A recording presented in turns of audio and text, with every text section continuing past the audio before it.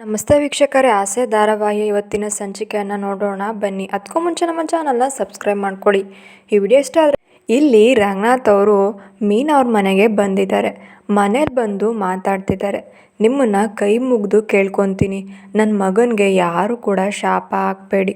ಯಾಕಂದರೆ ತಾಯಿ ಪ್ರೀತಿನೇ ಗೊತ್ತಿಲ್ದಿರೋ ಬೆಳೆದಿರೋ ಮಗು ಅದು. ನನ್ನನ್ನು ಎಮ್ಮರವಾಗಿ ಅಪ್ಕೊಂಡ್ಬಿಟ್ಟಿದ್ದಾನೆ. ಅಪ್ಪ ಅಂತೇಳಿ ನನ್ನನ್ನು ಅಪ್ಪುಗೆಯಿಂದ ಮಾತಾಡಿಸ್ತಾನೆ. ಏನೋ ಪಾಪ ಕೆಟ್ಟ ಗಳಿಗೆನಲ್ಲಿ ಇಂಥದ್ದೊಂದು ಆಗೋಗಿದೆ. ಅವನನ್ನು ನಾನೇನು ವಹಿಸ್ಕೊಂಡು ಮಾತಾಡ್ತಿಲ್ಲ. ಅವನು ಮಾಡಿರೋದು ತಪ್ಪು. ಯಾಕೆ ಹೀಗೆ ಮಾಡ್ದ ಏಂತಕ್ಕೆ ಅಂತ ಕೇಳಿ ವಿಚಾರಿಸಿ ನಾನು ಬುದ್ಧಿ ಹೇಳ್ತೀನಿ ಅಂತ ಹೇಳ್ತಾ ಇರ್ತಾರೆ. ಹಾಗೆ ಅವರು ದುಡ್ಡು ಕೂಡ ಕೊಡ್ತಾ ಇದ್ದಾರೆ. ಇದನ್ನು ನಿಮಗೆ ಖರ್ಚಿಗೆ ಇಟ್ಕೊಳ್ಳಿ ಅಂತ ದುಡ್ಡನ್ನ ಕೊಡ್ತಿರ್ತಾರೆ. ಇದನ್ನು ಕೇಳಿ ಇಲ್ಲಿ ಮೀನಾ ಅವ್ರ ತಾಯಿ ಬೇಡ ಬೇಡ ಅಣ್ಣ, ಉರಿಯೋ ಬೆಂಕಿಗೆ ತುಪ್ಪ ಅಲ್ಲ, ತುಪ್ಪ ಸುರಿದ್ರು ಎಷ್ಟು ಬೇಗ ಹತ್ಕೊಳುತ್ತೋ ಅದೇ ರೀತಿ ನೋಟ್ ಕೂಡ ಅಷ್ಟೇ ತುಂಬ ಜೋರಾಗಿ ಹತ್ಕೊಳುತ್ತೆ ಅಂತ ಹೇಳ್ತಿರ್ತಾರೆ. ನೀವೇನು ಕೂಡ ನಮಗೆ ದುಡ್ಡನ್ನ ಕೊಡೋದು ಬೇಡ ಅಂತ ಹೇಳ್ತಿರ್ತಾರೆ.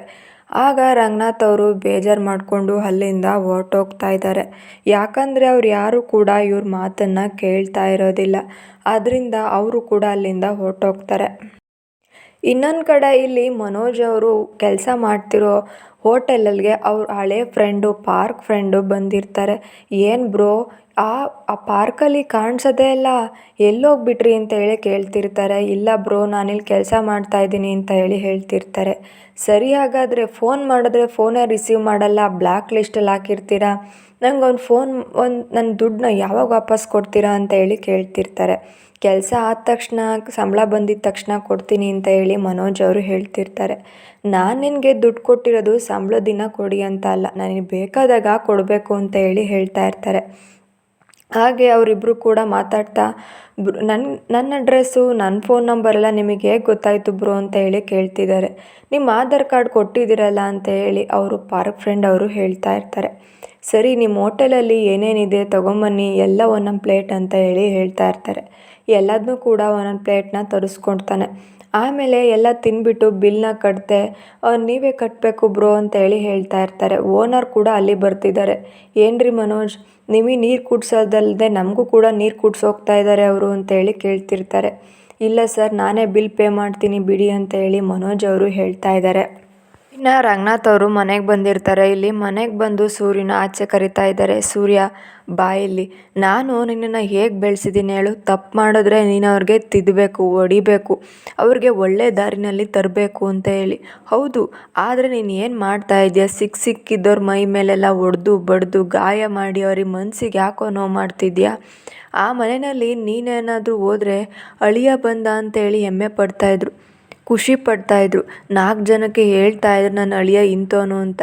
ಇವತ್ತು ಅಂಥ ಅಳಿನಿಂದಲೇ ಅವರು ಕಣ್ಣೀರು ಹಾಕೋಂಗೆ ಆಗೋಯ್ತಲ್ಲ ಸೂರ್ಯ, ಯಾಕೆ ಈ ಥರ ಮಾಡಿಕೊಂಡೆ, ಏನಾಯಿತು ಅಂತ ಹೇಳು ಕಂದ ಅಂತ ಕೇಳ್ತಾ ಇರ್ತಾರೆ. ಅಪ್ಪ, ಅದಾಗಲ್ಲ, ತಪ್ಪು ಮಾಡಿದ್ರೆ ತಿದ್ದಬೇಕು, ಧರ್ಮದ ಹಾದಿನಲ್ಲಿ ನಡೆಸಬೇಕು ಅಂದರೆ ಈ ಸೂರ್ಯ ಹೀಗೇ ಮಾಡೋದು. ನಿನಗೆ ಗೊತ್ತಿಲ್ಲ ಅಪ್ಪ, ಅವನು ಪಾಪದವನಲ್ಲ, ದೊಡ್ಡ ಪಾಪಿ, ಅವನು ಪಾಪದ ಕೆಲಸ ಮಾಡಿದ್ದಾನೆ ಅಂತ ಹೇಳ್ತಾ ಇರ್ತಾರೆ. ಅಂಥ ತಪ್ಪು ಏನೋ ಮಾಡಿದ್ದಾನೆ ಸೂರ್ಯ, ನನಗಾದರೂ ಹೇಳು, ನಾನು ಅದನ್ನು ಸರಿ ಮಾಡ್ತೀನಿ ಅಂತ ಹೇಳ್ತಿರ್ತಾರೆ. ಇಲ್ಲ ಅಪ್ಪ, ನೀನು ಕೂಡ ಸರಿ ಮಾಡೋಕ್ಕಾಗಲ್ಲ, ಅವನಿಗಾಗಲೇ ಬೇರೆ ದಾರಿನೇ ಹಿಡ್ದಾಯ್ತು, ಬೇರೆ ಸಹವಾಸ ದೋಷ ಅವನ್ನ ಹೀಗೆಲ್ಲ ಮಾಡ್ತಾ ಇದೆ ಅಂತ ಹೇಳ್ತಿರ್ತಾರೆ. ನಿಂಗೆ ಗೊತ್ತಿಲ್ಲ ಈ ಫೋನಲ್ಲಿ ಅಂತ ಫೋನ್ನ ತೆಗಿತಾ ಇರ್ತಾನೆ. ಅಲ್ಲಿ ಮೀನಾ ಕೂಡ ಸೈಡಲ್ಲಿ ನಿಂತ್ಕೊಂಡಿರ್ತಾಳೆ. ಆಗ ಅವನು ಫೋನ್ನ ಮತ್ತೆ ಒಳಗಿಟ್ಕೊತಾನೆ. ಹೇಳು ಸೂರ್ಯ, ಫೋನಲ್ಲಿ ಅಂಥದ್ದೇನಿದೆ, ತೋರಿಸು ಹಾಗಾದರೆ ಅಂತ ಕೇಳ್ತಾ ಇರ್ತಾರೆ. ಏನಿಲ್ಲ ಅಪ್ಪ, ನನಗೆ ಸಿಟ್ಟಿನಲ್ಲಿ ಹೊಡಿಬೇಕು ಅನ್ನಿಸ್ತು, ಅದಕ್ಕೆ ಹೊಡೆದಾಕ್ತೆ ಅಷ್ಟೇ ಅವನ್ನ ಅಂತ ಸುಮ್ಮನೆ ಮಾಡ್ತಿರ್ತಾನೆ. ಅಲ್ಲಿಂದ ಇದ್ರ ಮೇಲೆ ನಾನೇನು ಕೂಡ ಕೇಳಬೇಡಿ ಅಂತ ಸೂರ್ಯ ಅಲ್ಲಿಂದ ಹೊರಟೋಗ್ತಾ ಇದ್ದಾನೆ. ಆಮೇಲೆ ಮೀನಾ ಕೂಡ ಅಲ್ಲಿಗೆ ಬರ್ತಾ ಇದ್ದಾಳೆ. ಬಂದು, ನೋಡಿ ಮಾವ, ಎಷ್ಟೇ ಹೇಳಿದ್ರು ಕೂಡ ಬಾಯಿನೇ ಬಿಡೋದಿಲ್ಲ, ಏನು ಅಂತ ಸತ್ಯನೇ ಗೊತ್ತಾಗ್ತಾ ಇಲ್ಲ ಅಂತ ಹೇಳ್ತಿರ್ತಾರೆ. ಇಲ್ಲ ಮೀನಾ, ಎಲ್ಲ ಸರಿಯಾಗುತ್ತೆ ಬಿಡು ಅಂತ ರಂಗನಾಥ್ ಅವರು ಕೂಡ ಹೇಳ್ತಾ ಇದ್ದಾರೆ. ಇನ್ನೊಂದು ಕಡೆ ಇಲ್ಲಿ ಲೇಟಾಗಿ ಬಂದಿರ್ತಾರೆ ಮನೋಜ್ ಅವರು. ಆವಾಗ ಇಲ್ಲಿ ರೋಹಿಣಿ ಕೇಳ್ತಿದ್ದಾರೆ, ಯಾಕೆ ಮನೋಜ್ ಇಷ್ಟು ಲೇಟಾಗಿ ಯಾಕೆ ಬಂದ್ರಿ, ನಿಮ್ಮ ಆಫೀಸಲ್ಲಿ ಇಷ್ಟೊಂದೆಲ್ಲ ಕೆಲಸ ಇದೆಯಾ ಅಂತ ಹೇಳ್ತಿರ್ತಾರೆ. ಇವನಿಗೆ ಹೋಟೆಲಲ್ಲಿ ಕೆಲಸ ಮಾಡ್ತಾ ಇದ್ದೀನಿ ಅಂತ ಮನೆಯಲ್ಲಿ ವಿಷಯನ ಹೇಳಿರೋದ್ರಿಲ್ಲ. ಅದರಿಂದ ಅವರು ಆಗಲ್ಲ, ಈ ಥರ ನನಗೆ ತುಂಬ ಕೆಲಸ ಇತ್ತು, ನಮ್ಮ ಮ್ಯಾನೇಜರು ಹಾಗೆ ಹೀಗೆ ಅಂತ ಹೇಳಿ ಎಲ್ಲ ಅವನಿಗೆ ಕನ್ಫ್ಯೂಸ್ ಮಾಡ್ತಾರೆ. ಅಲ್ಲಿಂದ ಹೇಗೋ ತಪ್ಪಿಸ್ಕೊಂಡ್ಬಿಡ್ತಾ ಇದ್ದಾನೆ ಮನೋಜ್. ಇದರಿಂದ ರೋಹಿಣಿಗೂ ಕೂಡ ಅನುಮಾನ ಬರ್ತಿದೆ, ಇವ್ರು ಎಲ್ಲಿ ಮತ್ತೆ ಸುಳ್ಳು ಹೇಳಿ ಪಾರ್ಕಿಗೆ ಹೋಗಿ ಕೂತ್ಕೊತಾರೋ ಅಂತ ಹೇಳಿ. ಇನ್ನೊಂದು ಕಡೆ ಸೂರ್ಯ ತನ್ನ ಹತ್ರ ಇರೋ ಕಾರು ಕೂಡ ಮಾರ್ಕೊಂಡಿರ್ತಾನೆ. ಅವನಿಗೆ ಇವಾಗ ಏನು ಮಾಡ್ತಾನೆ ಅಂತ ಹೇಳಿ ಫ್ರೆಂಡ್ಸ್ ಎಲ್ಲ ಅನ್ಕೊತಿರ್ತಾರೆ. ಒಬ್ಬರು ಪ್ರೆಗ್ನೆಂಟ್ ಲೇಡಿ ರೋಡಲ್ಲಿ ನಡ್ಕೊಂಡು ಹೋಗ್ತಾ ಇರ್ತಾರೆ. ಅಲ್ಲಿಗೆ ಸೂರ್ಯ ತನ್ನ ಆಟೋನ ತೊಗೊಂಡು ಬರ್ತಾ ಇದ್ದಾನೆ. ನಿಮ್ಮಂಥ ಸೇವೆ ಮಾಡೋದಕ್ಕೆ ನಾವಿರೋದು, ಹತ್ಕೊಳ್ಳಿ ಅಂತೇಳಿ ಕರ್ಕೊಂಬರ್ತಾ ಇದ್ದಾನೆ. ಆಮೇಲೆ ಅವ್ರ ಫ್ರೆಂಡ್ಸ್ ಅಡ್ಡ ಹತ್ರ ಬರ್ತಾ ಇದ್ದಾನೆ. ಏನೋ ಸೂರ್ಯ ಆಟೋ ತೊಗೊಂಡಿದ್ಯಾ, ನಮ್ಮ ಕಷ್ಟಕ್ಕೋಸ್ಕರ ನಿನ್ನ ಕಾರೇ ಮಾಡ್ದ, ಯಾಕೋ ಈಗ ಮಾರಕ್ಕೋದೆ, ಹೋಗಿದ್ರೆ ನಮ್ಮ ಫ್ರೆಂಡ್ಸ್ದೇ ಯಾರ್ದೋ ಒಬ್ರದ್ದು ಕಾರ್ ಹೋಗ್ತಾ ಇತ್ತು, ನೀನು ಯಾಕೋ ಈಗ ಮಾಡಿಕೊಂಡೆ ಅಂತ ಹೇಳಿ ಹೇಳ್ತಿರ್ತಾನೆ. ಇದನ್ನು ಕೇಳಿ ಸೂರ್ಯ, ಈ ಕಾರ್ ಅಲ್ದಿದ್ದೆ 4 ಚಕ್ರ ಅಲ್ದಿದ್ರೆ 3 ಚಕ್ರ ಅಲ್ದಿದ್ರೆ ಇನ್ನೇನೋ ಬೇರೆನೇ ಇರುತ್ತೆ, ದುಡಿಯೋಕ್ಕೊಂದು ಬೇಕು ತಾನೇ, ಅದೈತೆ ನನ್ನ ಹತ್ರನ, ನೀವು ಯಾರು ಕೂಡ ಅದು ನೀವು 4 ಜನ ನಾವು ಹೇಗಿದ್ದೀವೋ ಹಾಗೆ ಇರಬೇಕು ಅಂತ ಹೇಳಿ ಹೇಳ್ತಾ ಇರ್ತಾನೆ.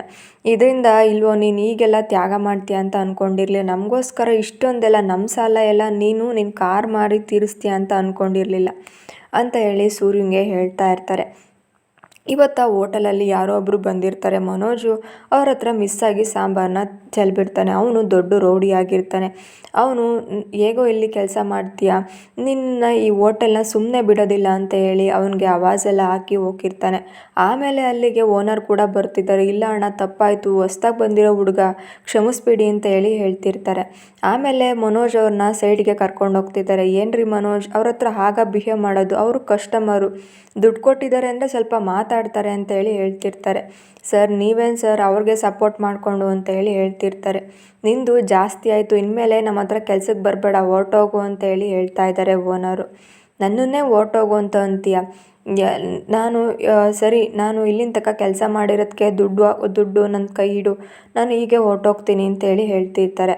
ದುಡ್ಡು ಬೇರೆ ಕೊಡಬೇಕಾ, ನಿನ್ನ ಫ್ರೆಂಡು ಬಂದು ತಿಂದಿರೋ ದುಡ್ಡಿಗೆ ಇನ್ನೂ ಕೂಡ ನೀನೇ ನನಗೆ ಕಾಂಪನ್ಸೇಷನ್ ಕೊಡಬೇಕು ಅಂತ ಹೇಳಿ ಅವನ್ನ ಬೈತಾ ಇರ್ತಾರೆ. ಆಮೇಲೆ ಮನೋಜ್ ಅಲ್ಲಿಂದ ಹೊರಟೋಗ್ತಾರೆ. ಈ ಕಡೆ ಸೂರ್ಯ ಮನೆಯಲ್ಲಿ, ಮೀನನ ಮನೆಯಲ್ಲಿ ಪೂಜೆ ನಡೀತಾ ಇರುತ್ತೆ. ಪೂಜೆ ನಡಿಬೇಕಾದ್ರೆ ಅವನಿಗೆ ಆರತಿ ಕೂಡ ಮಾಡೋದಕ್ಕೆ ಆಗ್ತಾ ಇರಲ್ಲ. ಸೂರ್ಯ ಕೂಡ ಅಲ್ಲಿಗೆ ಬರ್ತಿರ್ತಾನೆ. ಆಗ ಅಕ್ಕಪಕ್ಕದ ಮನೆಯವರೆಲ್ಲ, ಏನಪ್ಪ ಸೂರ್ಯ, ಮನೆ ಅಳಿಯ ಅಂತಂದರೆ ಈಗ ಮಾಡೋದು, ಮನೆ ಮುರಿಯೋ ಕೆಲಸ ಮಾಡಿಬಿಟ್ಟಲ್ಲ ಅಂತ ಹೇಳಿ ಹೇಳ್ತಿರ್ತಾರೆ. ಆರತಿ ಮಾಡೋಕ್ಕಾಗದೆ ಮಂಜ ಹಾಗೆ ಕೆಳಗೆ ಕುಸ್ದು ಬೀಳ್ತಾನೆ. ಇದನ್ನ ನೋಡಿ, ಅಮ್ಮ ನೋಡು, ನನ್ನ ಕೈಲಿ ಆರತಿ ಕೂಡ ಮಾಡೋ ಶಕ್ತಿನೇ ಇಲ್ಲ ಅಂತ ಹೇಳಿ ಹೇಳ್ತಾ ಇರ್ತಾನೆ. ಹೌದಪ್ಪ, ಇದಕ್ಕೆಲ್ಲ ಕಾರಣ ಸೂರ್ಯನೇ. ಅವನಿಗೆ ಇಷ್ಟೊಂದು ಕಲ್ಲು ಮನಸ್ಸಾದರೂ ಯಾಕೆ ಬಂತು, ನನ್ನ ಹತ್ರ ಶಕ್ತಿ ಇದೆ ಅಂತೇಳಿ ಎಲ್ಲರ ಮೇಲೂ ಕೂಡ ಎಗರಾಡ್ತಿದ್ದಾನೆ, ಅವನಿಗೆ ಒಳ್ಳೇದಾಗಲ್ಲಪ್ಪ ಅಂತ ಹೇಳಿ ಹೇಳ್ತಿರ್ತಾರೆ. ಮೀನಾ ಕೂಡ ಅಲ್ಲೇ ಪಕ್ಕದಲ್ಲೇ ನಿಂತ್ಕೊಂಡಿರ್ತಾಳೆ. ಇದನ್ನೆಲ್ಲ ಅವಳ ಕೈಲೂ ಕೂಡ ಕೇಳಿಸ್ಕೊಳೋದಕ್ಕೆ ಆಗ್ತಾ ಇರಲ್ಲ.